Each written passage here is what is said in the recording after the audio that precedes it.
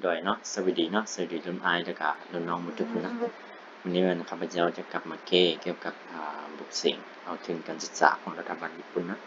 ซึ่งจะเป็นวิชาฟิสิกส์ศาสตร์นั่นเองโอเคนะในปีนี้จะเป็นปี 2017 นะปี 2017 สำหรับวิชาฟิสิกส์ศาสตร์นะมันก็จะมีหลายๆข้ออยู่นะปีนี้เขาจะเสียงอยู่ประมาณ7 ข้อ吧หรือว่าเสียง6 ข้อนะปีนี้นะเราจะเสียงอยู่6 ข้อโอเคนะบนนี้ก็มีผู้เกได้อยู่แล้วนะเพราะว่ามันก็บริญาปันใดนะแต่ข้าพเจ้าก็อย่ามาเกเสียนะถือว่าเกผิดพลาดอยู่บนใดก็ขอโทษขออภัยหลายๆนะที่ได้เข้าไปหักซุ่มนั่งกันเลยนะโอเคนะจะไปลื่นเกข้อที่1ก่อนนะข้อที่1นี่จะว่าถึงพวกควันแหงกันดึงทู่นะคือลักษณะรูปอยู่ไหนนี่จะว่าถึงพวกควันแหงม.5โรงเรียนพวกนี้จะอยู่ในม.5 3 ม.5 วิสิตศาสตร์3 ม.5เห็นนะเป็นอะไรนั้นเราก็ไปเบิ่งหนังกันแล้วก็เทียบสูบแล้วก็เกไปนั่งกันนะทีนี้มันเขาจะออกอยู่6 ข้อสำหรับวิชาฟิสิกส์มันเขาจะออกประมาณทุกๆปีจะบ่ต่ำกว่า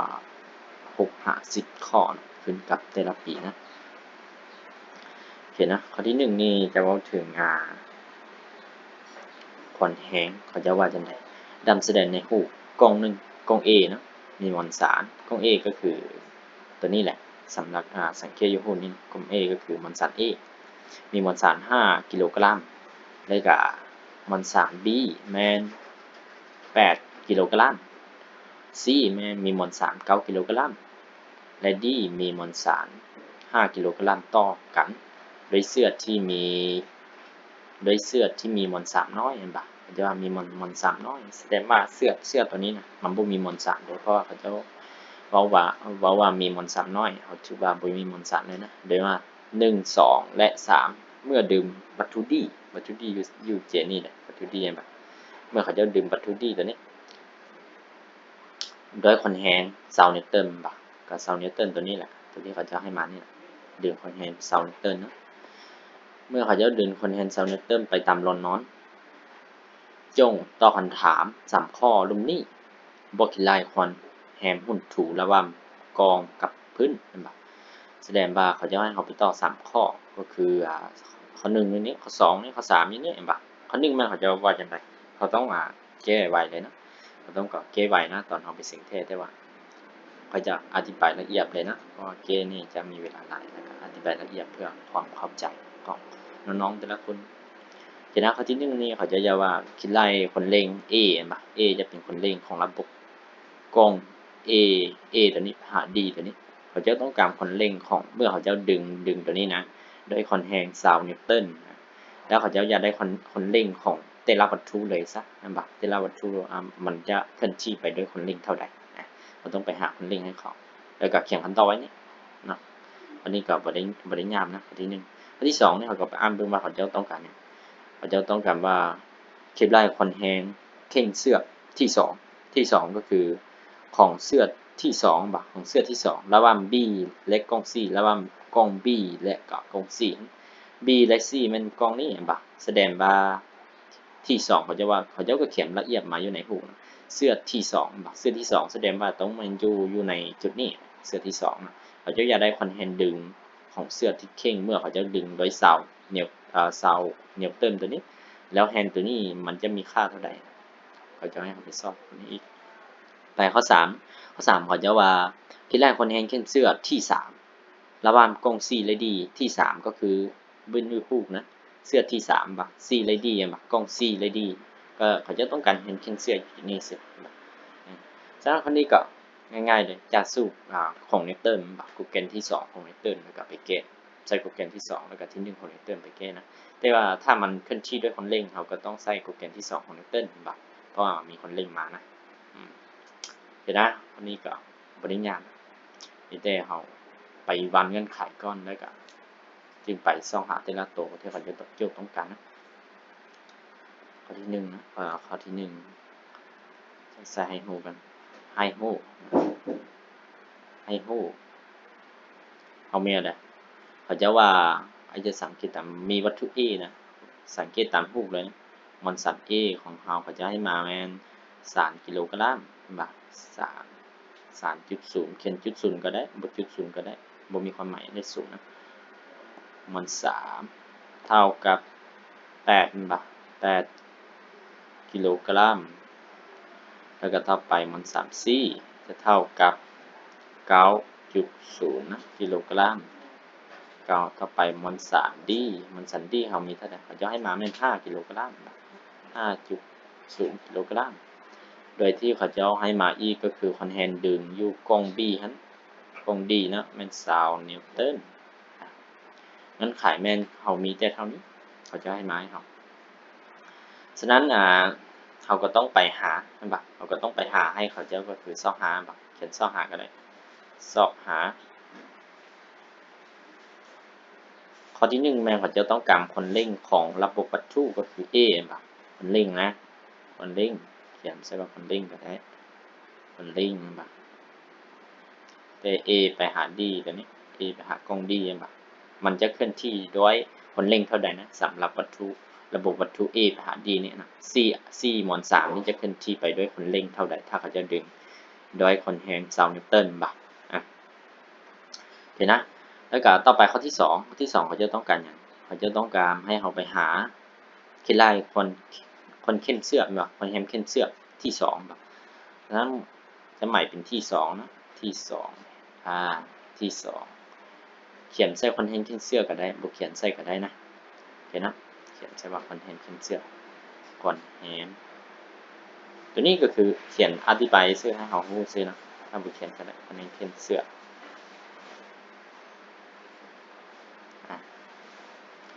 ที่3นะต่อไปก็คือข้อ3เขาจะต้องการให้เราไปซอกหาที่3ก็คือคอนเทนต์เสื้อคือเก่านะ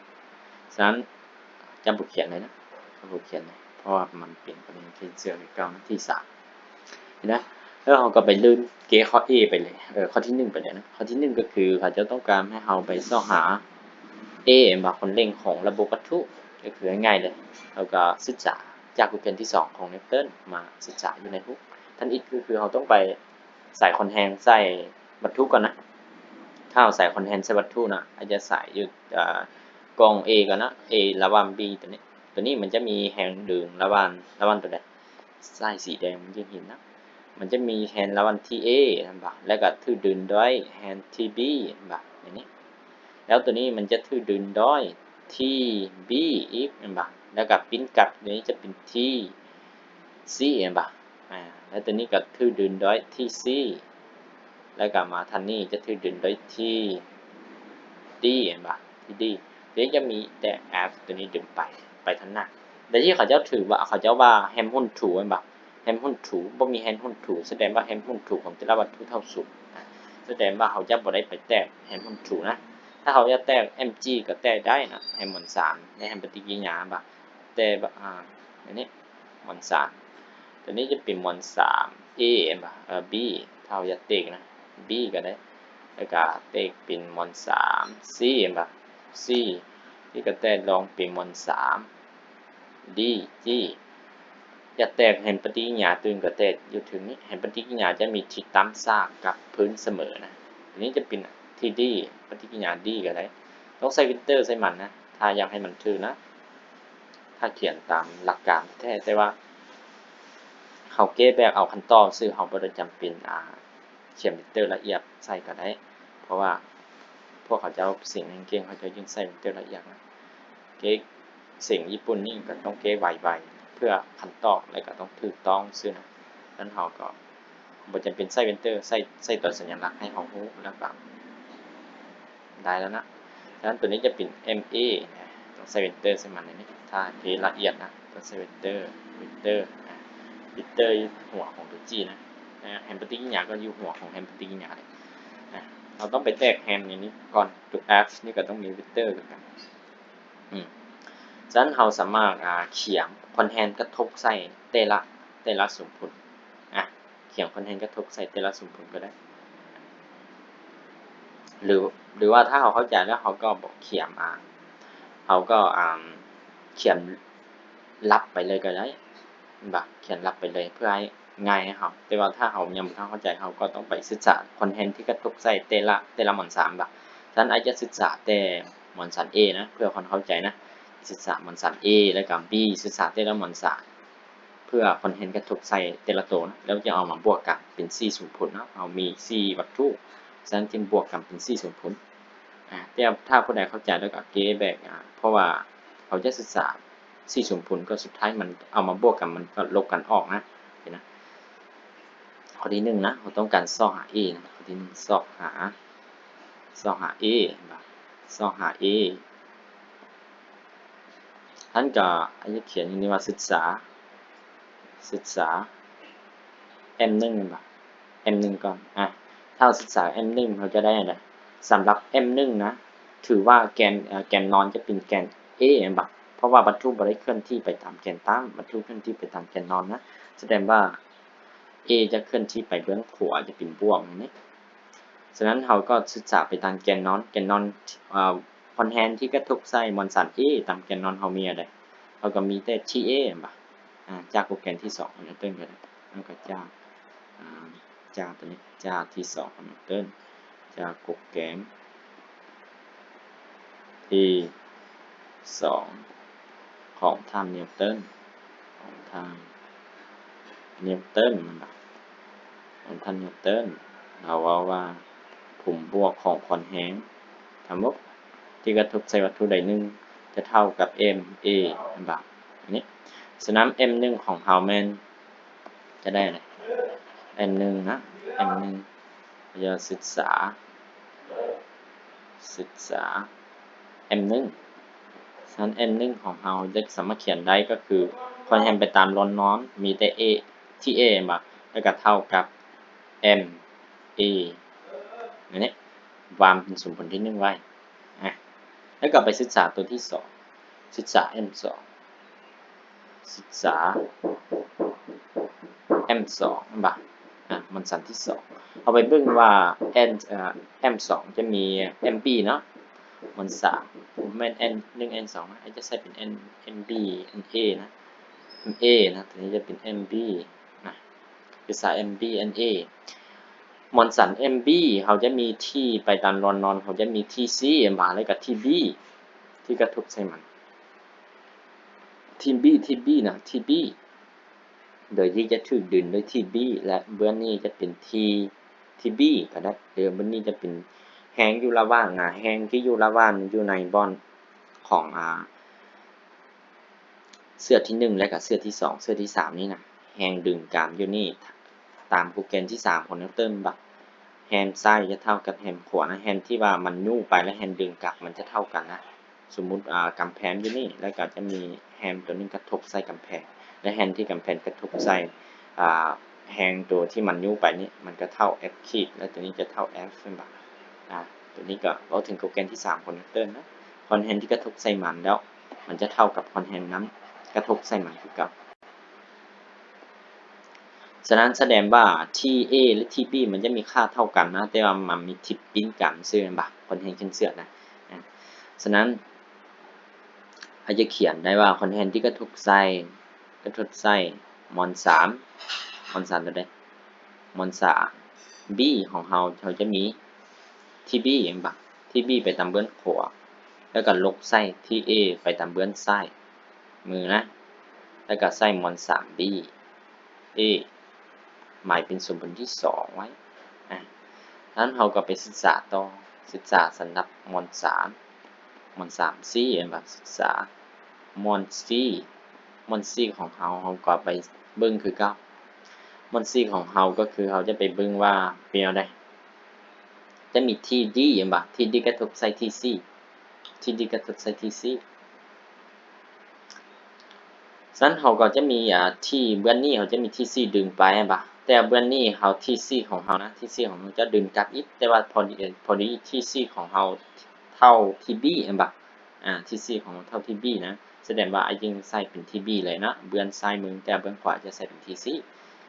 บนนี้อาจจะได้อาจจะได้ที่ C บ่ที่ C ลบที่ B แล้วก็เท่ามอน 3C A แล้วก็เป็นสมผลที่3ไว้ สุดท้ายเขาก็ไปศึกษามอนสันดีของเขาจะเป็นมอนสันดีก็คือเขาจะมีคอนแทน f ตัวนี้ ตัวนี้ดึงไปและปิ้นตัวปิ้นของมันเนี่ยจะมีที่ดีดึงกลับบักแต่ว่าแฮนที่อยู่ในว่างของเสื้อที่3ก็คือจะมีแต่ที่ C และกับที่ดีแสดงว่าที่ C จะเท่าที่ดีตามโปรแกรมที่3ของนิวตันบักแสดงว่าจะเขียนได้ F ลบที่ C N ลบที่ C ท่านจึงเขียนได้ว่ามอนสัน C นะมอนสันดีนะถ้าศึกษามอนดีของเราจะได้ที่F นะบนที่จะได้ F ลบใส่ที่ C แบบเท่ากับ M D A ทีนี้จะเป็นสมผลที่ C แบบถ้านั้นเขาเจ้าอยากได้ค่าของ A เขาก็เอาแต่ C สมผลเพราะเขาศึกษามาแล้วเดี๋ยวแบบเขาศึกษามาเล่นร้อยว่าคอนเทนต์ที่กระทบใส่แต่ละมอนสารเขาศึกษามาได้แล้วเพราะว่าอย่างเขาจึงบ่ได้ศึกษาทางเกณฑ์ต้านเพราะว่าเขาเจ้าบ่ได้ต้องการแฮนที่ไปทางเกณฑ์ต้านเขาเจ้าบ่ได้ถือถามหาแฮนปฏิกิริยาแสดงว่าเขาจะบ่ได้ไปศึกษามันเพราะจะเฮ็ดให้เราเสียเวลาหลายเราต้องไปศึกษาแต่เกมอิทก็ได้คำตอบแล้วเขาก็ศึกษาเป็นไงก่อนนะโอเคนะฉะนั้นก็อยากได้ค่าของ A ก็เอา4สมผลมาบวกกันหรือมันลบกันก็ได้แต่ว่าให้สังเกตว่าบวกกันจะง่ายกว่าแบบเพราะว่าถ้าเอาบวกกันมันจะมีตัวขำกันหรือว่าค่าออกไปได้ฉะนั้นจะเอานำมาบวกกันเลยนะครับฉะนั้นอาจจะเอา1บวก2แล้วก็บวก3บวก4นะเอา4สมผลมาบวกกันจะได้อะไรเขียนอาจจะขอเขียนใหม่นะบ่ะที่ A ของอาจจะเป็น M A แล้วก็ที่ B ลบที่ A ของอาจจะเท่ากับ M B A บ่ะแล้วก็ต่อไปที่ C ลบที่ B เท่ากับ M C ลบ A หาร A บ่ะคน A นะต่อไปสมมติที่ C F ที่ C เท่ากับ M D A บ่ะโดยที่ตัวนี้จะเป็นสมผลที่1ตัวนี้จะเป็นสมผลที่2ตัวนี้จะเป็นสมผลที่3ตัวนี้จะเป็นสมผลที่4บ่ะเขาก็เอา4สมผลนี้มาบวกกันนะจวกกันอย่างนี้นั้นก็หารยาวเลยถ้าเราบ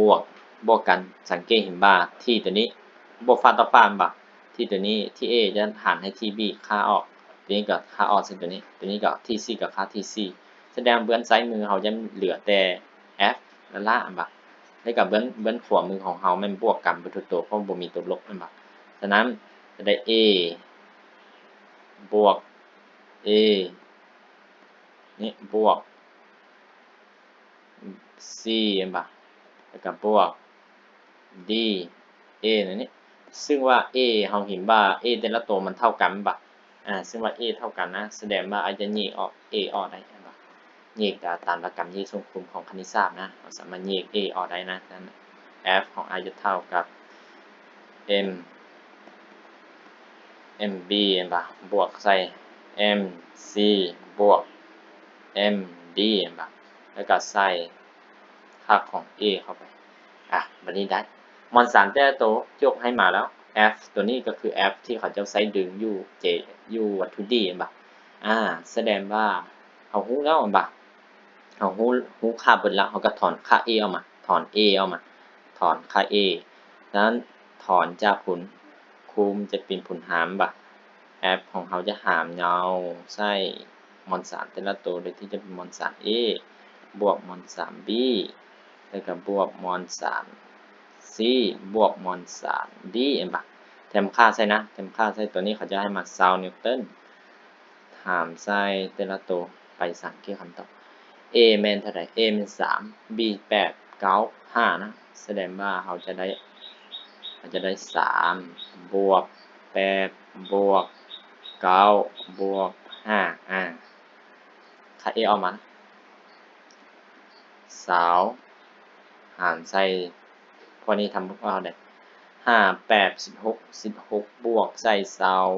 ตัวนี้จะเป็นเสา5บ่แสดงว่ายังเหลือ4ซ่อน5 4ซ่อน5จะออยู่ 0.8 นะบ่ max ต่อ v กำลัง2เนี่ยเพราะผลน้อยของ a จะเป็น max ต่อ v กำลัง2บอกมันเร่งmax ต่อ v กำลัง2นะตัวนี้จะเป็นคันตอกตัวนี้จะเป็นคันตอกสับหลักข้อที่1ง่ายๆใช่ไหมบ่นี่จะเป็นคันตอกสำหรับที่1เห็นนะก็ได้ไปแล้วค่าของ a ค่าของ a ก็ได้ไปแล้วสับหลักข้อที่1ถ้าเขาเขียนคันตอกใส่เขาก็ไปเขียนใส่บล็อกที่เขาจะให้มานี่แหละเขาจะให้หัวน้อยมาเรียบร้อยเขาก็ใส่ได้ 0.8 0.8 นี่ก็แสดงว่าได้ละได้คำตอบข้อที่1ไปละฉะนั้นเมื่อเขาได้ A แล้วเขาจะต้องข้อที่2เขาจะต้องการหาคอนเทนต์เสื้อที่2บ่ก็ง่ายขึ้นที่2ฉะนั้นเราก็ไปเบิ่งสมมุติที่2ที่2จะเป็นที่เราสังเกตอยู่ในว่านี่จะเป็นที่4บ่แสดงว่ามันจะเป็นที่4นะแสดงว่ามันจะเป็นที่4ฉะนั้นไอ้ต้องไปหาที่4มาแสดงว่าบ่อนใดมีที่4สมผล3บ่สมผล3มีที่4สมผล3มีที่4สมผล3มีที่4บ่อันกลับไปเบิ่งรูปอีกว่าตัวนี้จะมีที่4บ่ที่4แต่ว่าตัวที่ดึงกลับนะที่ดึงกลับของอัลมอนสันตัวนี้จะต้องเป็นของ TB แล้วก็ TC ซึ่งว่าอยู่ในบ้านTB เท่า TC นะเขาจะว่า TB เท่า TC แล้วก็ TC เท่า TD ฉะนั้นเราอยากหาที่2ได้เราต้องเฮ็ดจังได๋แล้วก็ต้องเอา2สมผลนี่เอา MB แล้วก็ MC นะต้องเอา2สมผลอยู่เครื่องกลางนี่มาศึกษาศึกษาเพื่อไปไล่หาค่าตัวใดเพื่อไปไล่หาค่า TC อันบ่เพื่อไปไล่หาค่า TC นะฉะนั้นไอ้ก็จากข้อที่2นะซอกหา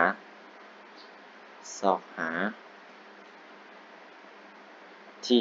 2อันบ่ที่2นะนั้นเราก็จากสมผลที่เรามีหั่นแหละสมผล2และ3บ่3เขียนมาใหม่อีกก็เขียน2สมผลที่2แม่นสมผล2สมผลนี้สมผล3แม่นสมผลรุ่นบ่ที่ B ลบที่ A MB คูณ A เนาะที่ C ลบที่ B แล้วก็ MGA แต่ว่าเงื่อนไขตัวนี้เราสามารถ TB ตัวนี้TB ตัวนี้มันจะเท่าที่ C ในกรณีที่เราแต้มอันนี้แต่ว่าแท้จริงแล้วมันก็เป็นแฮนดึงของ TB อันบ่แฮนดึงของ TB แสดงว่า TC และ TB เท่ากันฉะนั้นไอ้ก็ศึกษาแต่2มัน3ทำมันสัน A และ B นะก็ได้ไอ้จะเอาแต่สมผลที่1และสมผลที่2ไปไล่นะบ่เอาสมผล2และสมผลที่3สมผลที่1และกับสมผลที่1และกับ2จะได้เลยที่ A ของเราเท่ากับ MA จะได้ MA อันนี้ตัวนี้จะเป็นสมผลที่1บ่สมผลที่2เขาจะมีที่ B ดิลบที่ A เท่ากับ MB หาร2แล้วก็เอา2สมผลนี้มาบวกกันนะบวกกันเมื่อเขาเอามาบวกกันมันจะได้อะไรก็ได้ที่ B ฉะนั้นที่ B ซึ่งว่าที่ B จะเท่าที่2ของเขาเลยนะเพราะว่าไอ้ว่าเป็นที่ A ที่ B ซึ่งนะแต่เขาศึกษาว่าที่ B กลับไปเบิ่งอยู่คู่นะเพราะว่าอยู่ในว่างของที่ B อยู่ในว่างของเสื้อที่2เขาจะมีอยู่ที่ B เห็นป่ะเพราะว่าที่ B จะเป็นตัวดึงไปทางเบื้องขวานะและที่ C จะเป็นตัวไปทางซ้ายซื่อเห็นป่ะไปทางซ้ายซื่อแสดงว่าที่ C นี้มันต้องเท่าสักค่าที่ C อยู่เสื้อที่3นะมันบ่ได้เท่าที่ B ที่เราดึงไปนะฉะนั้นไอ้ก็เอา2สมผลมาบวกกันเมื่อบวกกันแล้วจะเห็นอะไรที่ A จะหารกันได้อันบ่มันจะเหลือที่ B แล้วก็เบื้องขวามือจะเป็น M อันนี้บวก B หาร A ค่าของ A เรารู้แล้วเราก็แทนค่าเข้าไป จะได้ที่2เขียนเป็นที่2นะเท่าที่ b แล้วก็ใส่มวล3ตัวนี้จะเป็น3บวก8นั่นบ่บวก8แล้วก็คูณ 0.8 3บวกจะเป็น 10x นั่นบ่ 10x คูณ 0.8 จะออกอยู่ 8.8 นิวตันที่2จะเท่ากับ 8.8 นิวตันขั้นตอนของข้อที่2ก็แก้ง่ายเป็นนี้ก็ได้นะถ้าอยากแก้ให้ซ้ำกว่านี้ก็คือน้องเรียนไปหลายแล้วก็ถ้าเข้าใจแล้วก็รับขั้นตอนไปเลยเพราะว่าการดื่มของเสื้อประเภทนี้บ่การดื่มของวัตถุใช้คอนแทนที่อยู่จุดนี้ดื่มในลักษณะแบบคู่แบบนี้นะถ้าบ่มีแฮนด์หุ้นถูกนะแสดงว่าแฮนด์เช่นเสื้อแต่ละตัวเขาจะไปศึกษาคือไอศึกษานี่ก็ได้แต่ว่าเมื่อเขาศึกษาเขามาบวกกันแฮนด์ตัวนี้จะขับกันไปเบิดยังเหลือแต่ F ตัวเดียวแสดงว่าเขาก็สังเกตง่ายๆนะมีจำนวน3ก็คือเอาเท่าใส่ F เท่าใส่มวล3ตัวนี้บวกกันแล้วก็คูณค่าของ A แล้วก็ถอนเอาค่าของ A ออกมาเลยก็มันง่ายนะโอเคนะฉะนั้นตัวนี้เขาแก้วมาเป็น 8.8 นิวตันเขียนใช่นี้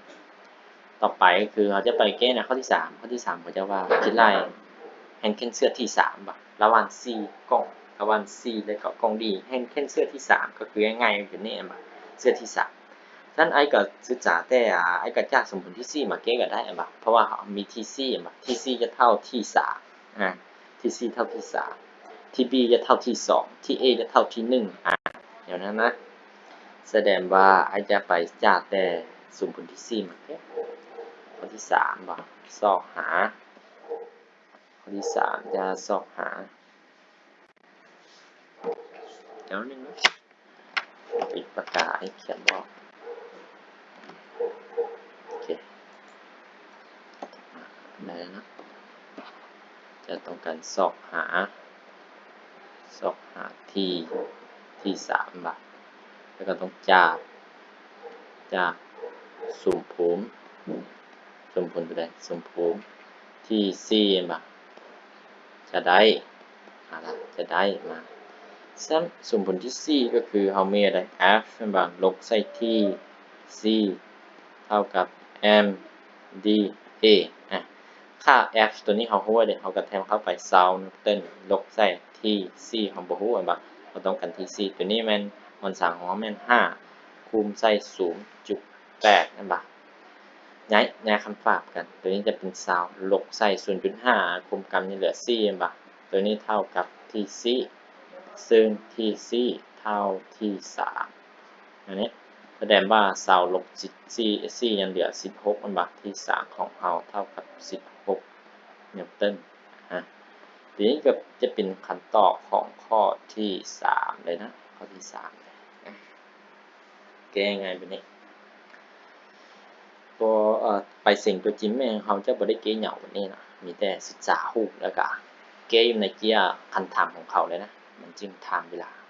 บ่ต้องไปเก้สิเก้เสร็จเพราะจะเสียเวลาเขาอ้ำแล้วก็บ่ต้องเขียนเงื่อนไขแล้วก็เก้ไปเลยนะเก้ไปเลยแล้วก็เก้ไปไวๆลูกตัวนี้แม่นเขาจะบอกว่าไอ้เขียนมาผิดนะเอาตามรูปนะเขาจะมันสัน A ให้เขียนมามันเป็น5กิโลกรัมแต่ว่าอยู่ในรูปมัน3กิโลกรัมนะต้องเอาตามรูปนะเพราะว่ารูปนั่นเขาจะแต้มมาได้น้อยถึงๆนะโอเคนะสำหรับข้อที่1นะก็เบิดเท่านี้นะข้อที่1ง่ายนะตัวนี้มัน16นิวตันเนาะ16นิวตันข้อที่1มันก็ง่ายอยู่นะเป็นการเคลื่อนที่ของ5ซิโอเคนะข้อที่1นี่ก็มีแต่จบเท่านี้อาจจะเป็นต่อข้อที่2นะเป็นต่อข้อที่2ข้อที่2มันเว้าถึงข้อที่2มันจะเว้าถึงพวกข้อที่2ก็มีอยู่2ข้อย่อยนะข้อที่2จะมีอยู่2ข้อย่อยพูดถึงคนแฮงคือเก่านะคนแฮงจะได้การเคลื่อนที่ของแบบคล้ายๆคือลิฟต์นะให้จัดตัดข้อที่2ไปก่อนนะที่2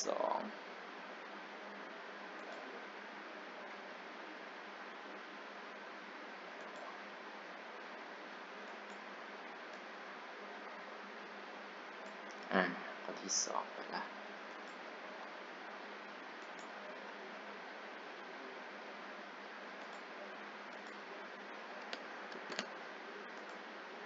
ข้อที่สอง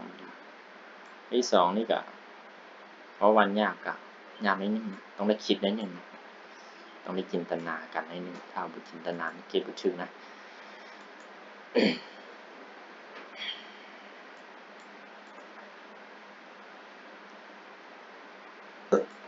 อย่างอีกข้อหนึ่ง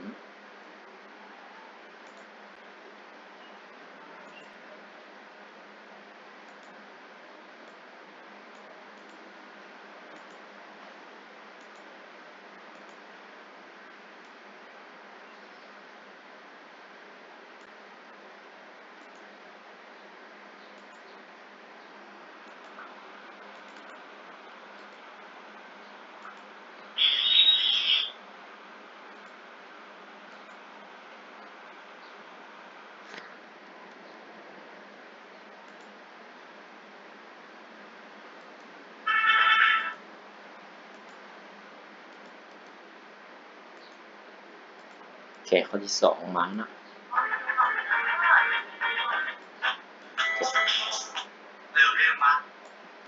โอเคนะเขาจะไปต่อข้อที่สองนะข้อที่สองเขาจะว่ากันไงเดี๋ยวว่าจงตอบคำถามของข้อสองข้อนะตัวนี้ผมไม่ของข้อสองข้อที่เกี่ยวข้องกับกำดูเดียมทำกุญจับดำดนนี้กำหนดให้คนเล่งทนนับแมนจี้เองปะจี้คนเล่นทนนับจะเป็นมีค่าแต่ตัวมาแล้วด้ามแสดงในหูข้อที่หนึ่งน้อยน่ะด้ามแสดงในหูรอซอสองสิ้นมีมวลสามน้อยสัมประสิทธิ์ควรเข็มของรอซอของคาแมนเคผลน้อยจะเป็นนิวตันต่อแมนเนาะได้กับรวมเงาปกติแมน L และวัตถุมีมวล3กิโลกรัมนะมีมวล3เป็นผลน้อยเป็นกิโลกรัมได้ต่อเรียงกันรอซอได้ต่อเรียงกันบ่รอซอได้ต่อเรียงกันนะเป็นชิ้นซื่อซึ่งระหว่างพื้นกับเพดานพื้นก็คืออยู่รุ่นนี้ได้พื้นถ้าว่าพื้นจะอยู่รุ่นพื้นจะเป็นตัวอยู่รุ่นนี้แล้วกับเพดานจะเป็นตัวอยู่ถึงนี่เพดานนะตัวนี้จะเป็นเพดานเมื่อมักวัตถุอยู่ในสภาพดูเดียนถามกลุ่มจับจงขีดลายไหลหญ้าห่างระหว่างวัตถุหาพื้นนั่นบ่เพราะว่าเขาจะว่ามีเสื้อมีสปริง2อันตัวนี้ที่ว่ามักติดใส่ไส้เสื้อสปริงตัวนี้แล้วเมื่อเขาจะดึงอยู่ในสภาพภาวะรูเดียนนั่นแม่นบ่มันจะวัตถุตัวนี้มันจะอยู่ห่างจากพื้นตัวนี้ระยะอีกก็คือระยะที่เราต้องการไปซอกแล้วระยะตัวนี้มันจะสูงเท่าใดแล้วรวมยาวปกติของเราซอมัน L รวมยาวปกติของเราซอเขาจะว่ารวมยาวปกติของเราซอมัน L ฉะนั้นเราจะเอาตัวนี้ออกไปนะตัวนี้ออกไปก่อนแล้วก็เก้อยู่นี่เลยเพื่อจะนั้นจะเอามาข้อที่1น้อยนี่เขาจะเก้ข้อที่1น้อยก็คือให้ฮู้ของเรามีอะไรให้ฮู้สำหรับข้อ1น้อยนี้นะให้ฮู้ของเราแม่นเท่านี้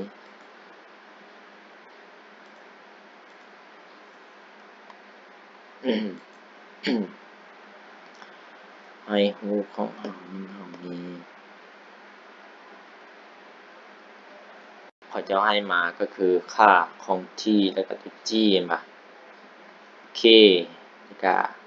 มวล3แล้วก็ l ใหญ่แสดงว่าคำตอบของเราก็ต้องมีสัญลักษณ์พวกนี้อยู่นะอยู่ในคำตอบนะเพราะว่าเขาจะเอาให้ตัวเลขมาแสดงว่าเราต้องเก็บเป็นสัญลักษณ์ให้เขาแล้วจะไปเอารูปตัวนี้มาใหม่อีกนะเพื่อให้มันแต้มแล้วก็ศึกษารูปไปนํกันเพื่อคนเข้าใจนะปีไป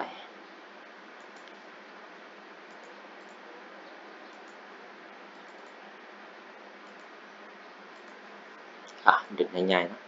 ดึงให้ใหญ่ขึ้น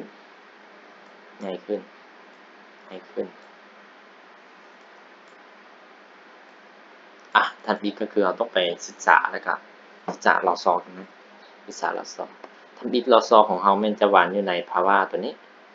ก็จะว่าดูเดียนในภาวะดูเดียนก็คือตัวนี้จะเป็นเพดานบ่ทันถึงนั้นเพราะว่าเพดานนะตัวนี้จะเป็นเพดานตัวนี้จะเป็นพื้นอยู่รุ่นพื้นดินนั่นแหละหรือว่าพื้นเฮือนก็ได้ โดยที่มวลสารของเราจะมีทิศนับลองเป็นอะไรนับลองเป็น mg บอกมวลสารต้องมีทิศตามซากกับพื้นโลกเสมอนะถ้าสมมุติมีวัตถุใดหนึ่งมันบอก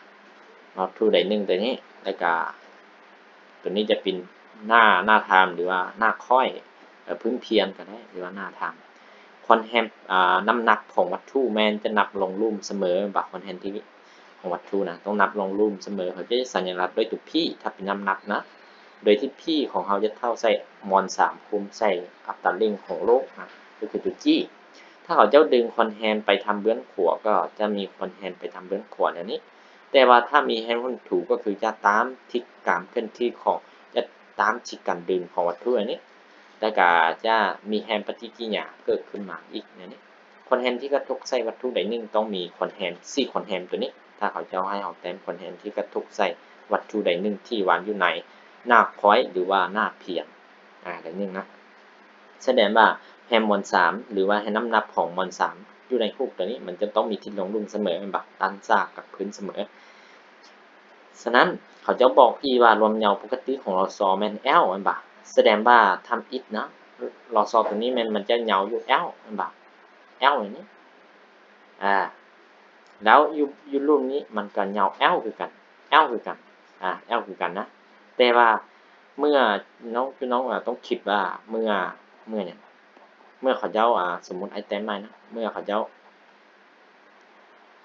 เอามวล3มาใส่รอซอก็ต้องเดี๋ยวรอซอตุดทึงก็ต้องลุกลงไปอีกนั่นบ่ลุกลงไปอีกน้อยนึงเพราะว่าวัตถุตัวนี้ต้องมีน้ำหนักลงบ่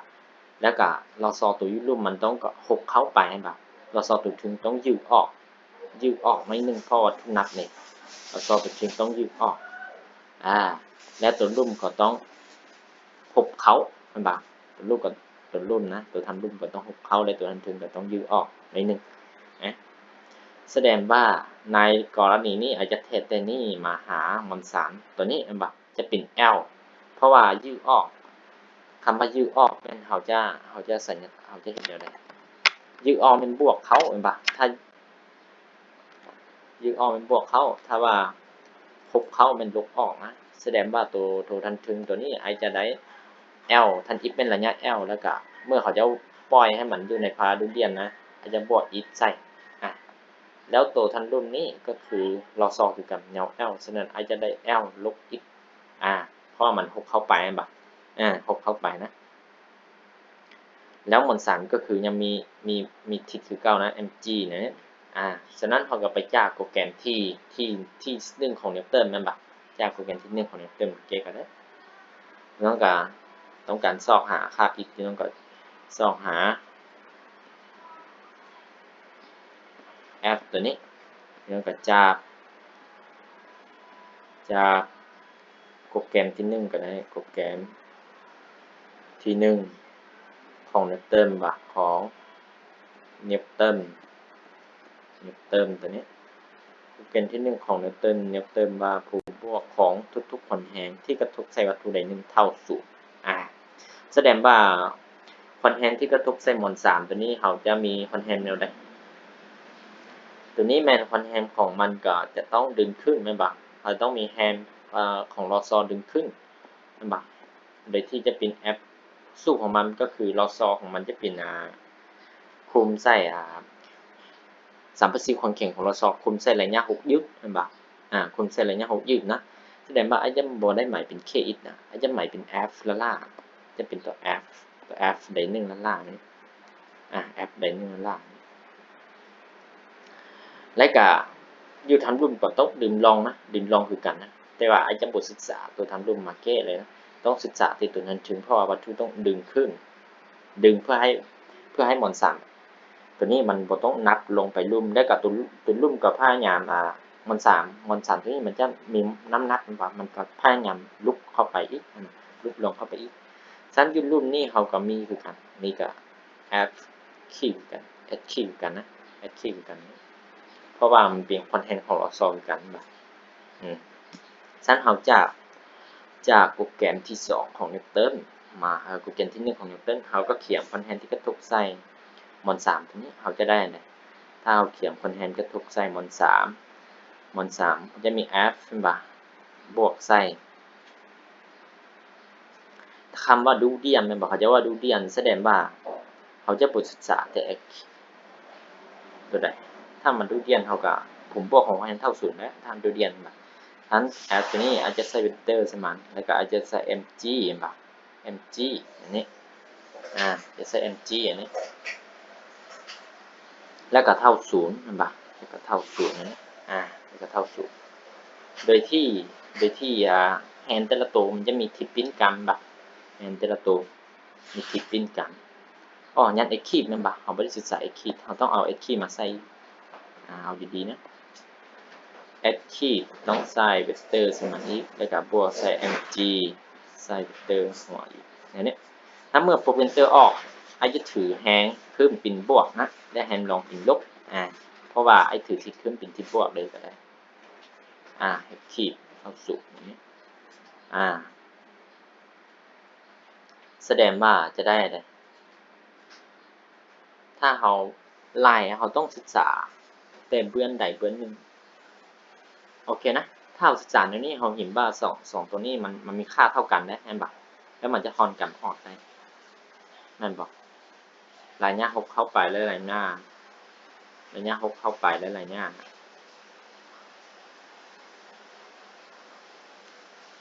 หกเข้าไปตัวนี้จะบริษาในนี้นะต้องศึกษาแอปคีย์ตัวนี้เขาจะบทศึกษาอะไรซะจะบทศึกษาจะศึกษาแต่แอปตัวดึงขึ้นถึงเลยเราต้องศึกษาแต่แอปตัวเดียวเพราะว่าถ้าเราศึกษาแนวนั้นมันจะให้แอปสองตัวเท่าสูงแล้วก็ยังเดือแต่ mg เท่าสูงฉะนั้นบ้างมันจะบดได้เราก็บ่สามารถสหาได้ท่านก็ต้องศึกษาแต่แหงที่กระทบใส่วัตถุแต่ว่าแหงของเราซอเราก็ต้องศึกษาใส่แต่ตัวถึงแบบตัวนี้ก็ mg บวกขีดหัวนะนี่แสดงว่าตัวนี้ยังเดือด f ลบเท่าสูงf ลบเท่าสูงถ้าอันนี้คำฝากจะได้ mg เท่า f นี่อาจจะความหมายเป็นสมผลที่1ไว้ก่อนอาจจะผมซึ่งว่าอะไรสักซึ่งว่าแอปของเขาจะเป็นอะไรแอปของเขาจะมีค่าเท่ากับ k คูณ it นะต่ำสุดนะแต่ว่าอยู่ในบทเจ้าของเขาแม่นถ้าเราศึกษารอซอตัวถึงมันบ่รอซอตัวถึงหรือว่ารอซอตัวรุ่มก็ได้ถ้าเราศึกษารอซอตัวถึงแม่นเราจะได้รอซอตัวถึงกับพวก it นะเขาจะได้แอปคุมใส่อะไรเงี้ย it แอปk นะ k คุมใส่ it บวก l เราจะได้ k ของเราคุมใส่ is บวก l ตัวนี้แล้วก็เท่ากับ mg นะแต่ว่าเขาจะถือว่าอะไรเขาจะบอกว่าเราซอสองตัวนี้มันต่ออะไรต่อขนาดกันหรือต่อเรียงเขาจะว่าโดยปกติสัมประสิทธิ์คนเข่งของเราซอต่อเรียงกันไม่บอกเขาจะว่าได้ต่อเรียงกันนะได้ต่อเรียงกันนั้นเราก็ไปหาการต่อเรียงของเราซออยู่แม่นบักต้องไปเสาะหาคนแข่งของเราซอด้วยกันต่อเรียงนะการต่อเรียงถ้าเป็นการต่อเรียงของเราซอแม่นเขาจะมีอะไรคุมเขาก็ได้คุมเขาก่อนก็ได้ถ้าคุมเขาก็เป็น k if แล้วก็บวก k if เท่ากับ mg เห็นป่ะยาคำฝากก็คือเขาจะได้เนี่ยเลย k if เท่ากับ mg ลบ kl อันนี้ถอนเอา it ออกมา it จะเท่ากับ mg ลบ kl หารใส่ k เห็นป่ะสุดท้ายเราจะได้อะไรเราจะได้ mg k ลบ l นี่เห็นป่ะลบ l นี่ฉะนั้นไอต้องไปหาค่าของ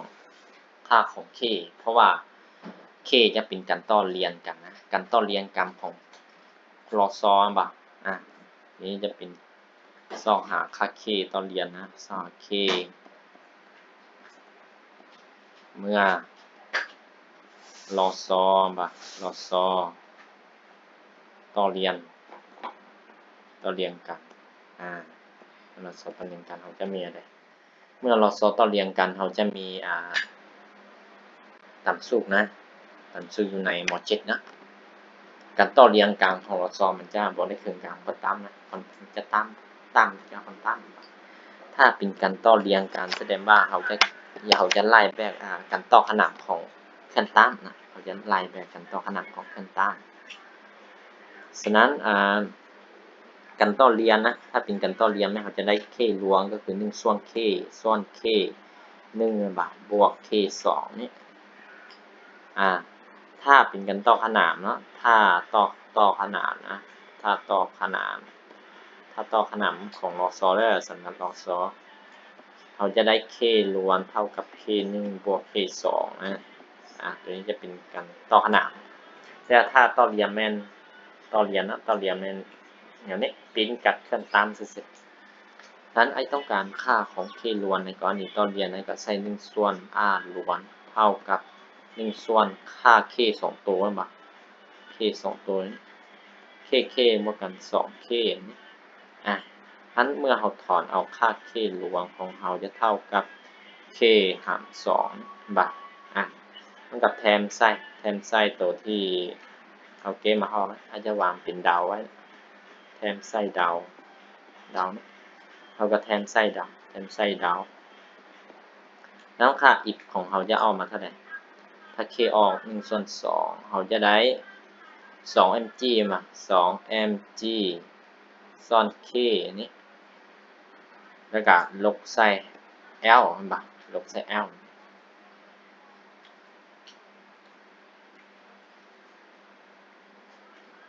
2mg ลบใส่ L ทีนี้จะเป็นขั้นตอนนะนี่จะเป็นขั้นตอนนี่ก็คือขั้นตอนสำหรับข้อนี้ท่านเขาเขียนใส่บล็อกขั้นตอนของเขาก็คือใส่2g k ลบ L อย่างนี้ขั้นตอนของเขานะต้องประมาณขั้นตอนของเขาโอเคนะต่อไปก็คือไปต่อข้อที่2น้อยนะข้อที่1นี่ก็ประมาณนี้ถ้าน้องหรือผู้ใดเบิ่งบ่เข้าใจก็สามารถคอมเมนต์ถามได้นะแล้วข้าพเจ้าจะอธิบายปัญหาเองนะตอนโ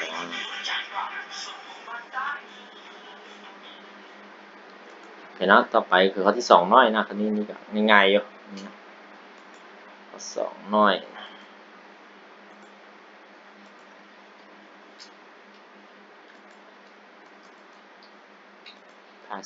มาแล้วข้อนี้ก็ง่ายอยู่ข้อนี้บ่ได้ศึกษางานจากโปรแกรมที่2ของเน็ตเติมคือเขาจะว่านำแสดงในรูปวัตถุมัดใส่เสือกแล้วกับมัดไว้ถึงเพดานลิกนะถ้าลิกเคลื่อนที่ขึ้นถึงโดยความเร่งแบบเร่งตัวนี้แหละถ้าสมมุติว่าตัวนี้เป็นลิกนะถ้าเขาจะสมมุติว่าตัวนี้เป็นลิกแล้วเมื่อมันเคลื่อนที่ขึ้นนะแล้วเคลื่อนที่ขึ้นด้วยความเร่ง A นะเขาจะอยากได้เห็นขึ้นเสือกแล้วว่าวัตถุตัวนี้นะนี่นะมันมีค่าเท่าใดเสื่อมบ่แสดงว่าลิกจะขึ้นที่ด้วยความเร่ง A มวลสารของเขาก็ขึ้นที่ด้วยความเร่ง A บ่นั้นตัวนี้จะมีทิศลงรูปคือกับมวลสารของเรานะเพราะว่ามีทิศด้านซ้ายกับลบเสมอนะเพิ่นลบหรือหน้าเพียนเสมอนั้นเราก็เขียนแบบง่ายๆได้เลยต้องเขาจะให้เป็นสัญลักษณ์มาเขาก็ตอบเป็นสัญลักษณ์คือนั่นก็จากอะไรโปรแกรมที่2ของนิวตันบ่ผมบวกของซิกมา F เท่ากับ NA เขียนตามคอนแทนที่กระทบใส่มันก็มีที่ลบ mg บ่ใส่ถ้าอยากใส่บวกก็คือต้องใส่เวกเตอร์ใส่มันอย่างนี้แล้วก็ลบ ma อย่างนี้แล้วก็ถ้าโปรวินเตอร์ออกทิศขึ้นเป็นทิศบวกบ่ a ขึ้นเป็นบวกแสดงว่าที่จริงเป็นบวกแล้วก็ mg มีทิศตามแม่นบ่ mg น่ะต้องสังเกตนะถ้ามีทิศตามก็ลบแม่นบ่ลบ a แสดงว่าเมื่อ i ติดลบใส่ตัวนี้ยิ่งเป็นลบตัวนี้ก็เป็นบวก mg อันย้ายคำฝากจะได้อะไรย้ายคำฝากที่ของ i จะเป็น ma บวก mg เห็นปะ m มวลสารคือกันนะจะแยกออกได้ m แล้วก็ a บวก g ตัวนี้จะเป็นขั้นตอนสำหรับข้อที่2ข้อที่2นี่ก็ง่ายๆถ้าผู้ใดเข้าใจก็ศึกษาได้ง่ายๆแล้วก็บ่จำเป็นเขียนบึ้งแล้วก็ได้คำตอบ mg บวก a บวกคุมนะเดี๋ยวจะเป็นขั้นตอนของข้อที่2นะสำหรับข้อที่1และกับข้อที่2ง่ายนะของการเกษตร Maths ปี 2017 สำหรับวิชาฟิสิกส์ก็ประมาณนี้นะถ้าว่า น้องๆผู้ใดหรือว่าหมู่เพื่อนผู้ใดบ่เข้าใจก็สามารถคอมเมนต์ถามได้นะโอเคนะในคลิปวิดีโอนี้แม่นข้าพเจ้าจะเกแต่2ข้อนี้นะ